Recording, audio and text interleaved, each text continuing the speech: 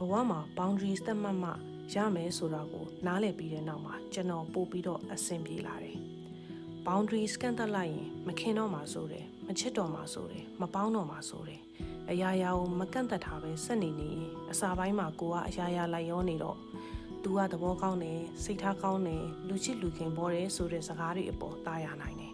ဒါပေမဲ့အဲ့ဒီနောက်မှာကိစ္စတစ်ခုခုဆိုရင်သူ့ကိုညှိစရာမလိုပါဘူးရတယ်အေးစေးဘာဖြစ်ဖြစ်ရတယ်ဆိုပြီးအခြားသူတွေရဲ့ပြဿနာတာဝန်တွေကိုအလွန်ကျွံတည်ဖို့ရမယ်ကိုကိုအလွဲသုံးစားလုပ်တာလေးစားမှုမရှိတာတွေလည်းရှိလာမယ်ကြာတော့အဲ့ဒီပေါ်မှာပဲတီးမခံနိုင်တော့ပဲနဲ့စိတ်ကနေလို့မကောင်းတော့လူမှုဆက်ဆံရေးမှာလည်းမင်းကိုအမြဲတောင်းဆိုနေပြီးပြန်မပေးတဲ့သူတွေနဲ့ပဲပတ်သက်ရမယ်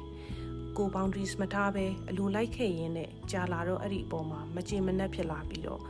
တစ်ဖက်သက်စိတ်ဆင်းရဲရမယ်ငါည8 နာရီနောက်ပိုင်းအလုပ်ဖုန်းမဖြစ်ဘူးဒါငါအဲ့ချိန်အတွက်အရေးကြီးတယ်ငါ့ကိုအော်ပြောတာမကြိုက်ဘူးဒီလိုမပြောပဲအေးစစ်စစ်ဆွေးနွေးကြမလားဒီနေ့ကတော့ငါမအားဘူး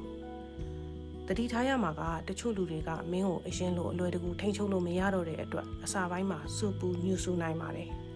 ဒါပေမဲ့နောက်ပိုင်းမှာမင်းရဲ့ boundaries တွေကိုလိုက်ရောရမှာပါမင်းကိုအော်ပြောတဲ့သူတွေကိုတစ်ခါပြောရင်နှစ်ခါသတိပေးမယ်ဆက်ပြောရင်လှည့်ထွက်နိုင်ရမယ် boundaries တွေကိုတသက်မထဲထားမှသာတစ်ဖက်လူကလည်းဒါဟာမင်းရဲ့အလေးအကျင့်အသစ်ဆိုတာကိုနားလည်မှာပါလူတိုင်းကမင်းကိုနားလည်မှာမဟုတ်ဘူးဒါပေမဲ့မင်းကိုလေးစားမှုရှိတဲ့သူတွေကတော့မင်းရဲ့ boundaries တွေကိုလက်ခံပါလိမ့်မယ်ဒီအတန်ဖိုင်လေးကိုနားထောင်နေတဲ့သူတွေထဲမှာကော boundaries တွေကန့်သတ်ထားရဲ့လား boundaries တွေကိုမကန့်သတ်ထားဘဲနဲ့စိတ်ဆင်းရဲနေရတဲ့သူတွေကောရှိလား comment မှာရေးပေးခဲ့ပါနောက်ဗီဒီယိုမှာတော့ boundaries တွေကိုဘယ်လိုလေ့ကျင့်ပြီးသတ်မှတ်ရမလဲဆိုတဲ့အကြောင်းအရာလေးကိုတင်ဆက်ပေးသွားမှာပါ